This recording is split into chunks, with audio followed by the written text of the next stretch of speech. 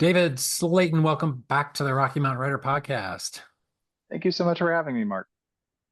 Hey, it's great to have you back on. And wow, we have so much news to cover, upcoming books, recent awards, major awards, I should say. We want to talk about a little bit about your travels because I follow you on social media and I know you've been bouncing around quite a bit. It's always fun to talk about just the kind of rewards and some of the real life aspects of getting out there and doing those kinds of tours.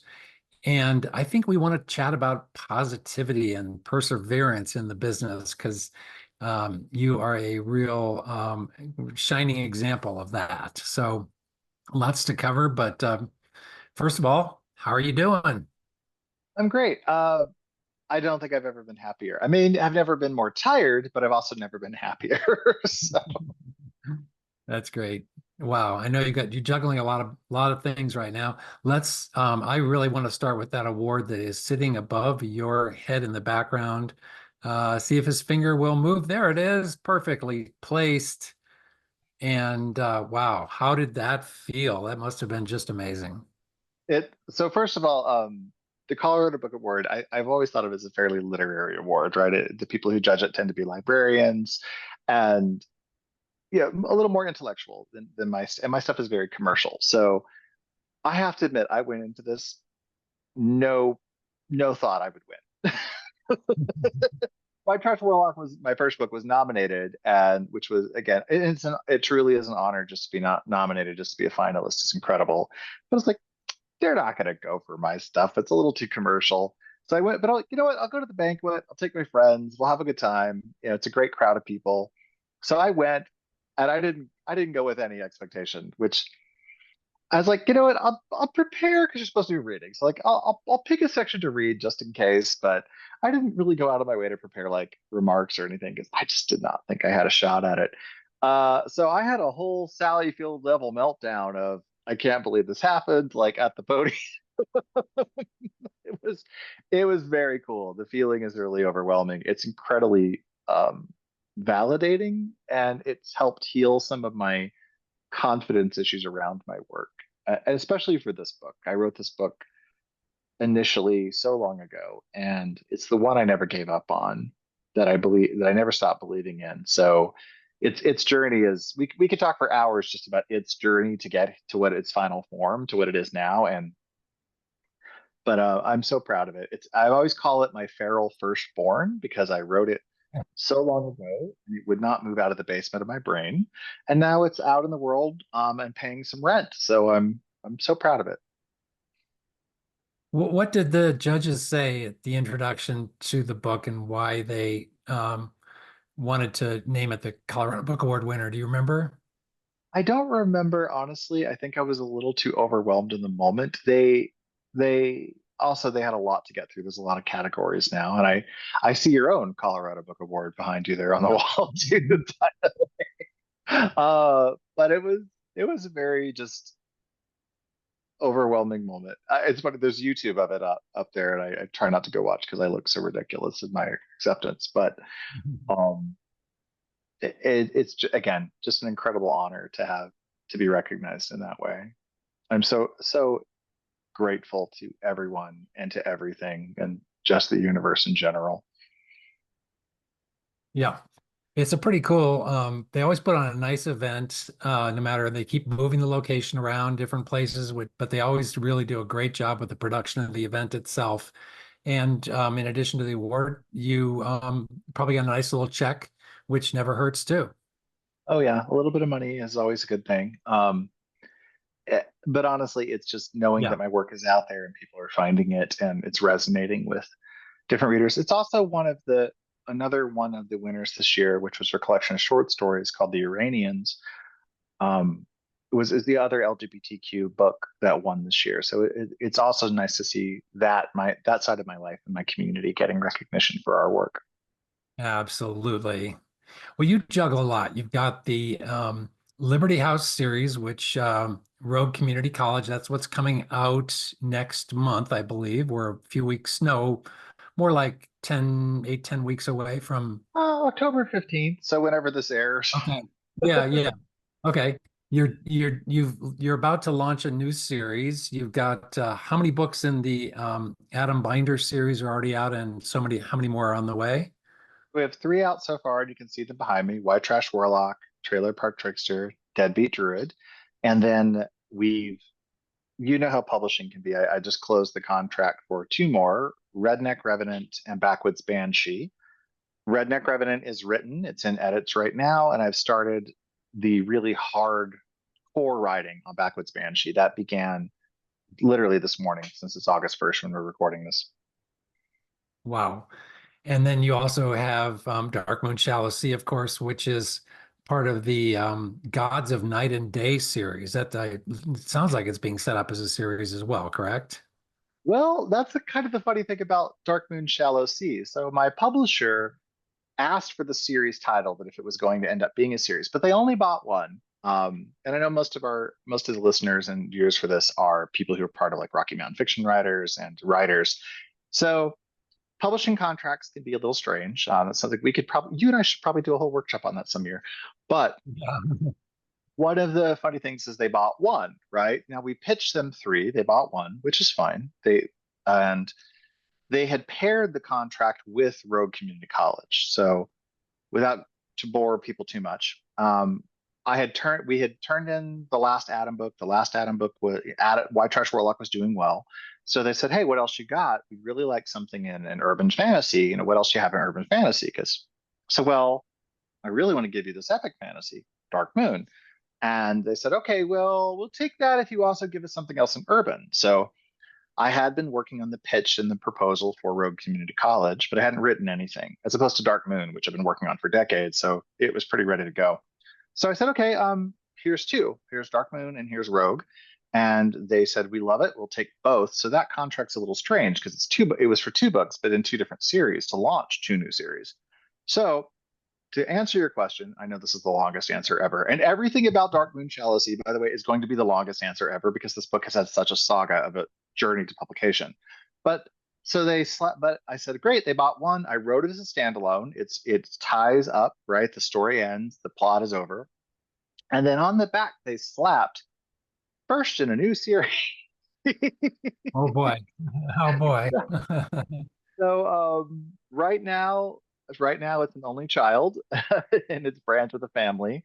Uh, but I, with the award and stuff, there's definite opportunity for sequels, and I certainly left some things. I'd love to go back into this world for two more books. I already had the proposals written, so I'm hoping that we'll see book two, Silent Paths of Night, in a couple of years, and then I haven't got a title for the third one. But yeah, I think we've got pretty good chances. Wow. Wow. Do you have just like three whole universes building in your head now? I mean, you can just blink and close your eyes and go from one to the next. And how does that work? I mean, my gosh. I have, well, some writers have a world, some writers have multiple worlds. I have a galaxy. Yeah. So these aren't even, and I have two or three other books. So I was writing a long time before I got published. So I have a trunk of projects that are I have proposals for. Some of them are very highly polished and my agents are looking at. Some of them are halfway done. Some of them are just zygotes of ideas. They're still forming. But yeah, I do. So right now, and I compare them to computer operating systems. So I'm writing Backwoods Banshee now, which means that my agents might be, "Hey, we'd really like to see this other project. Could you work on that as well at the same time?" And I'm like, "No, I can only do one at a time." So when I finish writing an Atom book, I have to take about a week to clear it out of my head because I have to clear the voice, the characters, all the world details. So I'll take a week off writing entirely and go to the business part of being an author. Then I can steep myself back in to the universe and change those tracks or those lanes, but I can't. So I do have multiples, but I can only work on one at a time because otherwise the voices of the projects. Like Dark Moon is such an epic fantasy voice, which is so much more prosaic than the Atom voice. Yeah. Wow. So it's sort of like reformatting a chip. You just have to take it out and clean it completely. very much so. Well, let's set up Rogue Community College, since that's the one that's coming up, and we need to get everybody excited to pre-order and make sure they're all queued up for the release date in mid-October. Tell us about that universe and set up this first story. So Rogue Community College is it's a spinoff to the Atom Binder series. So it takes place in the same universe, which definitely helped with your question about multiple universes. And its tagline, I'm really proud of. It's chosen ones go to elite schools of magic. This one is for everyone else.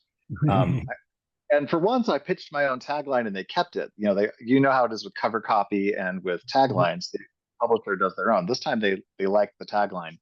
They have almost never changed my titles either, which I appreciate. So, Rogue Community College is the story of Isaac Frost, and he's a little bit of a vampire.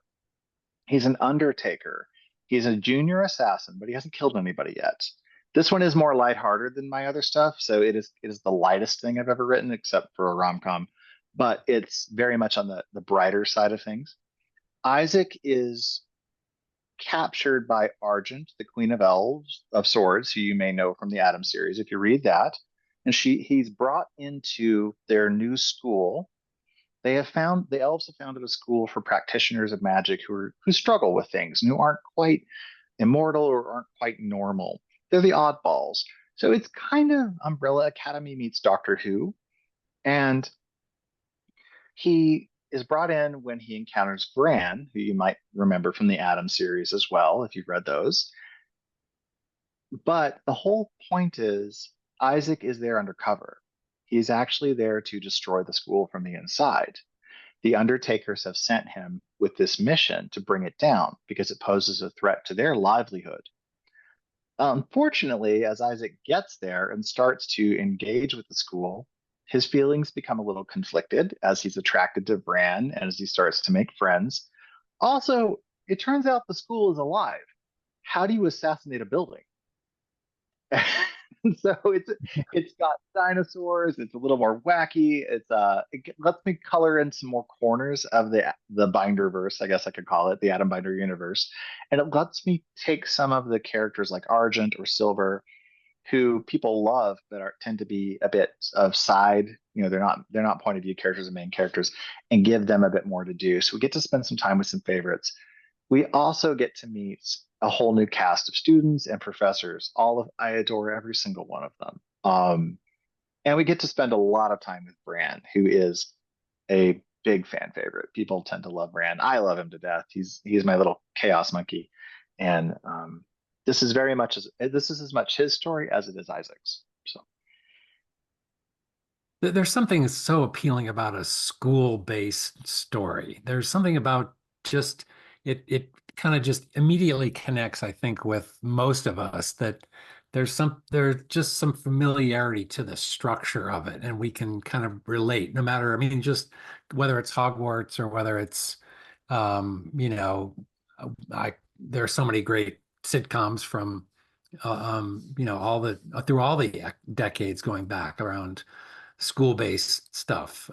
What was the appeal to you? Was well, it's kind of so it was sort of you've heard of dark academia, I'm sure, which is a very popular genre, and this is whatever the opposite of that is, maybe cozy academia.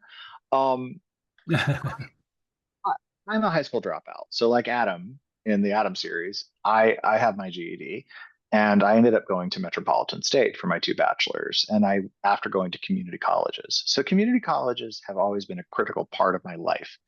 They helped me figure out who I needed to be, spend less money, work my way towards getting my degrees. And also because community colleges attract people of all sorts of, I do a lot of speaking at community colleges and stuff. I'm a giant believer in that system but they attract people of different ages and backgrounds, right? If you go to a school that's a little more Ivy League or whatever, you're generally dealing with people who come from a more elite background, whereas community college tends to be more diverse, Yep. not just economic background, but in age. So you have older students, younger students. It's a nice mix. And that has always played in my mind. But my partner and I were in Oregon because Blackstone, my publisher, is based out of Ashland, Oregon. And we were there to sign the contract for the Warlock series. and as well as explore a little bit because we love that part of the country. And we kept driving around the Rogue River Valley, and we kept seeing signs for Rogue Community College, which is Ah, their community college.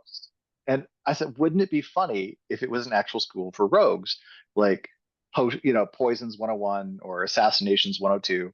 Um, and that sort of led to this idea. And we started brainstorming who would the professors be. So the professors are a really critical part of the school because there's this, and if you play very carefully with the book, you'll see that the professors, all of the staff are important. They're Easter eggs. But I'll be surprised if anybody can put two and two together and figure out who they're based on, um, and why we chose exactly who they are for these parts. So it just all kind of came together. And when I pitched the book, Blackstone asked, like, that's our community college system, right? I'm like, oh, totally. Like, no idea what this school was. The name just struck me like, and it all plays up really fun in the book and the kids consider themselves rogues because they don't fit into the other magical communities. They don't fit into the magical elite system. So it's a little tongue in cheek on purpose. there maybe they have a little chip on their shoulder.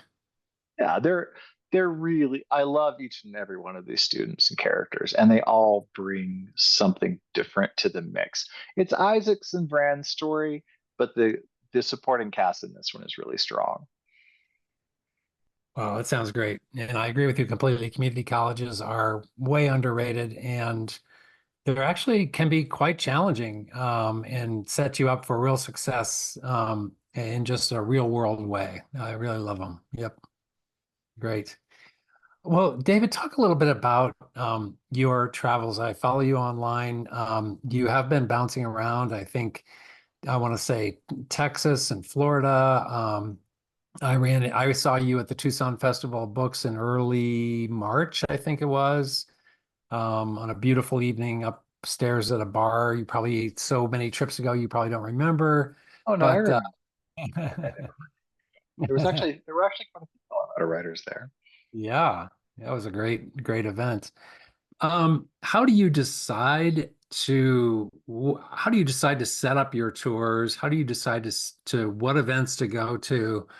I know I'm guessing you're not independently wealthy because I think you still have a day job. So it's a little bit tough to balance, or maybe it isn't. Just those decisions to get on an airplane and go to another state and go to a 2 or 3 day event. So there's a couple of factors there, and let's touch on a few of them. I think our theme today is positivity, but this gets into the business side of being an author a little bit, which is going to require a little bit more, I don't know, cynicism or at least a little more hard talk. So I do have a full-time day job in software, which means I'm not independently wealthy, but I do work really hard at that. Because Dark Moon is the book of my heart, I did decide to invest more of my own money into promoting it. The downside to that is I can't really tell you how effective that was. Right. I While it's won the award, there ultimately what we can control as authors when it comes to our sales is very limited. And it's important though that you're acting in traditional publishing, especially that you're acting as part of a team, right? So I think of it as like the horses pulling together. And, I always want to be pulling as much as I can with Blackstone, with my publicity team from that side of the house. And I did invest a lot of money in travel. I invested a lot of money in hotels, of course. So the airfare, the hotel, all that adds up. I also, for this one, I did hire a publicity firm. So while I have my Blackstone publicity team, I also hired the Dana Kay publicity firm, who has been used by like Amy Runyon, who's part of our local community as well. And they had worked with some other authors I knew, Well and known. Very was good. not yeah was not cheap. Not even Nope. going to. Nope. And the expense of that paired with all the travel was a lot. And while I could, because I can put all that on my writing taxes as part of my LLC, um, I still invested a ton of money. And then I did a lot more as well. I do a lot of swag, I do a lot of stickers, I sent out promotion boxes, I buy copies of my books to sell at events like Denver's Fan Expo. So every experience I had on the road with this tour was incredibly positive.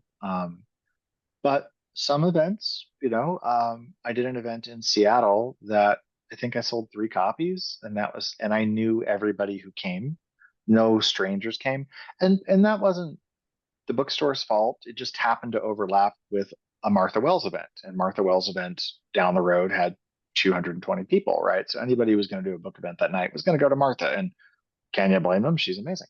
Uh, so, but it gave me the opportunity to connect with booksellers. So when I do go to a new town like that, I'm actually heading to MythCon in Minnesota because I'm up for the Mythopic Award.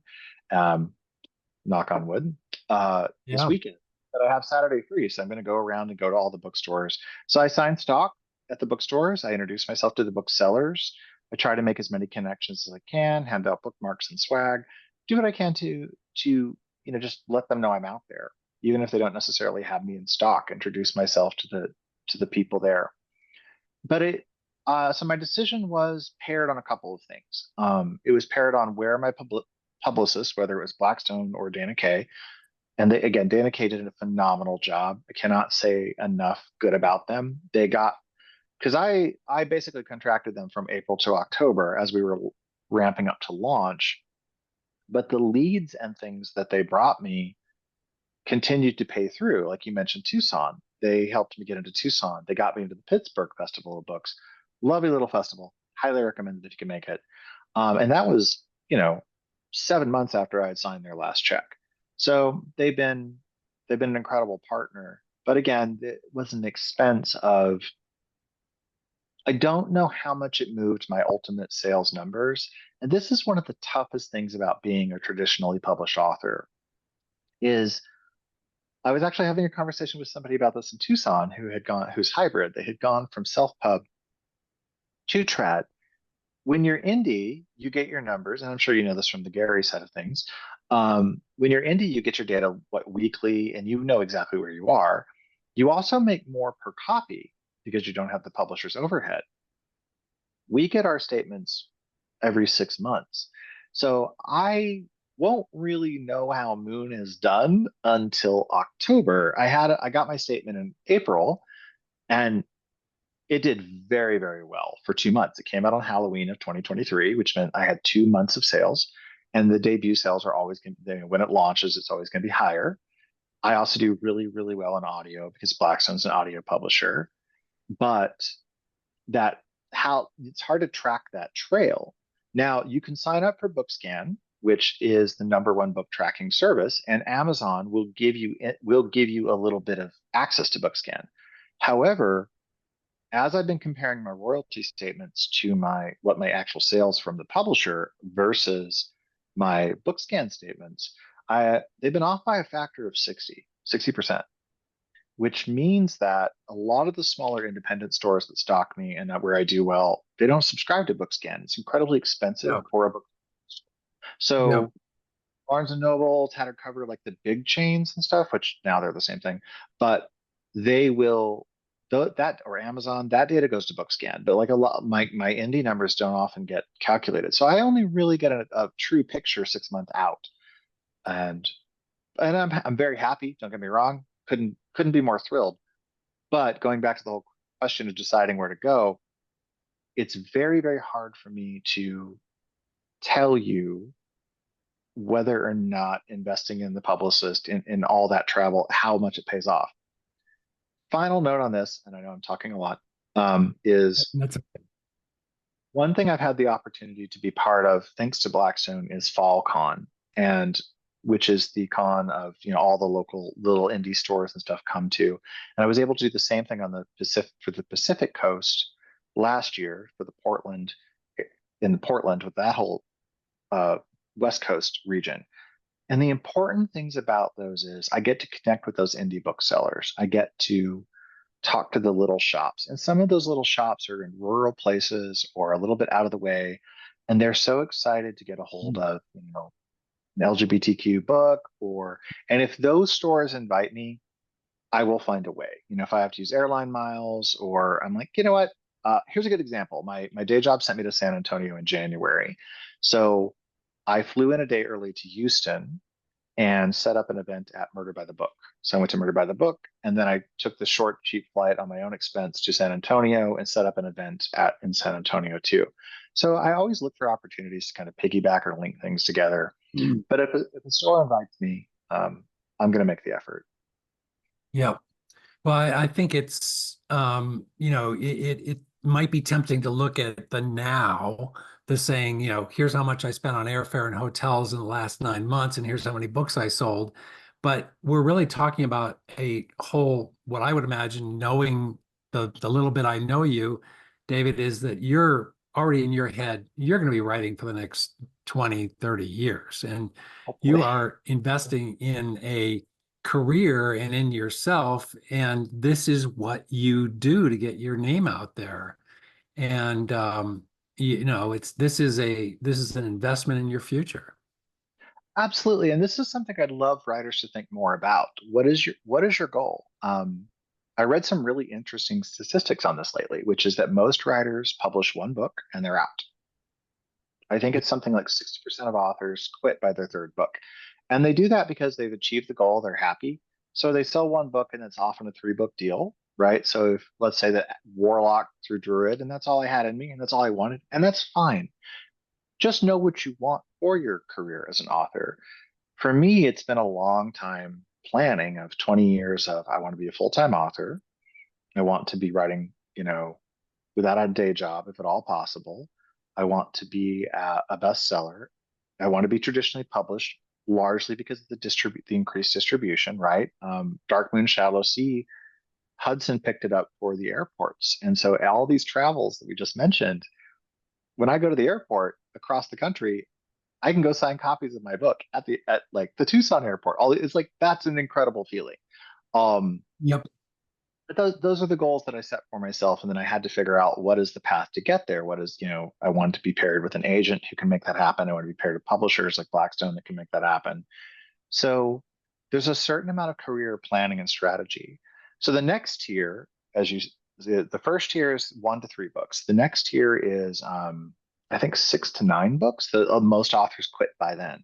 But like you said, I want to be like Terry Pratchett, right? When hopefully my life will last for another 30, 40 years. Um, but I want to be able to look back and see a catalog of 40 to 50 books. So Yeah. Yeah. Well, and this goes to the other thing I just wanted to touch on and give you kudos for and credit for. Um, you set a really even keeled, gentle, approachable, very steady, upbeat tone out there. And your positivity really comes through. You're always very helpful to others. I saw this post on Facebook a few days ago on your Facebook page, and it just struck me that this is David Slayton, right to the core. Look for the light, look for the helpers, and whenever you can, be both for others. Um, I'll say it again. Look for the light, look for the helpers, and whenever you can, be both for others. I mean, that really is what it comes down to. There's so many frustrations in this business. It can be extremely slow at times. You think you're going to hear from your agent that the contract was signed and you're going to get all your paperwork, and it's another month later that you're really able to get going on something.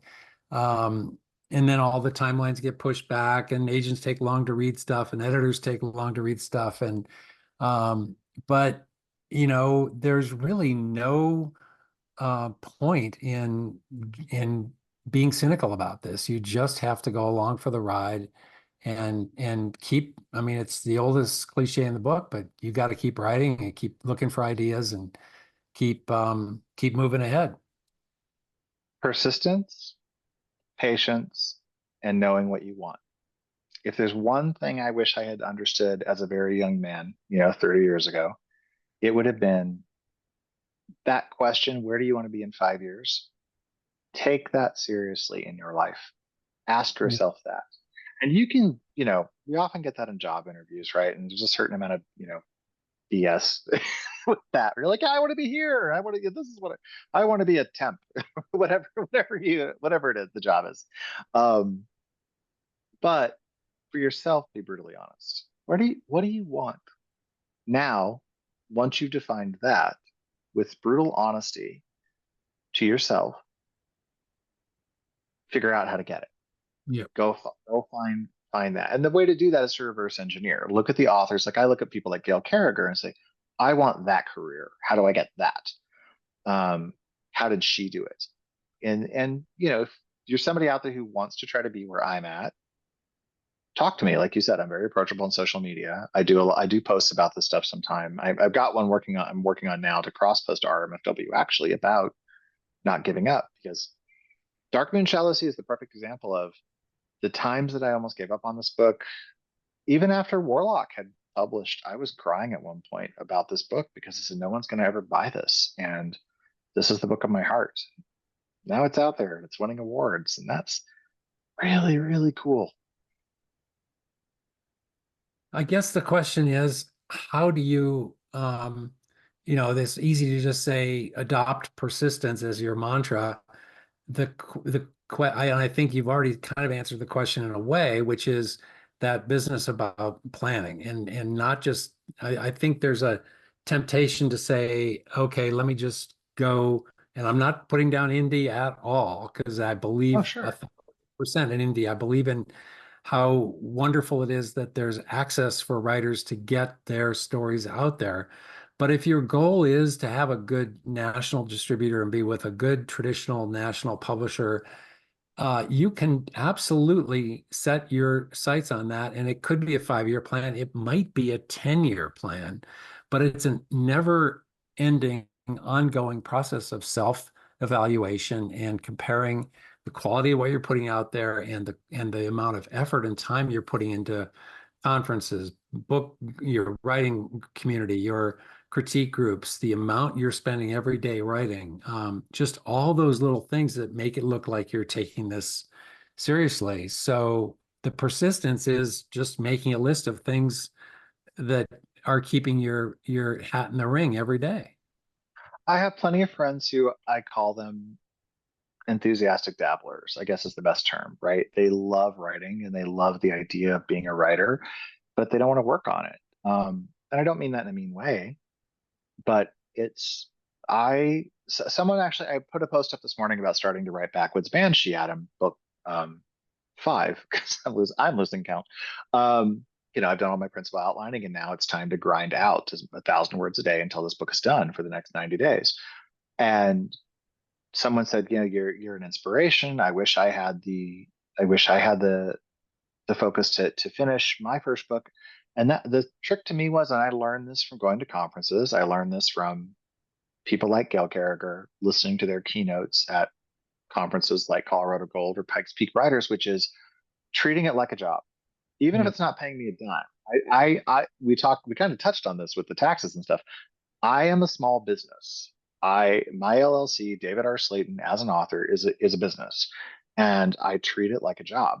I'm not going to get anything out of it if I don't put time in. And like all small business, it comes down to the owner having to do the labor themselves in order to be profitable. So it really is a matter of when I say persistence, that also means focus. It's not, you have to take it out of that esoteric dream space and bring it into the practical, which is what really made a difference in my life when I sat down and said, all right, I need to treat this like a job, as a second job.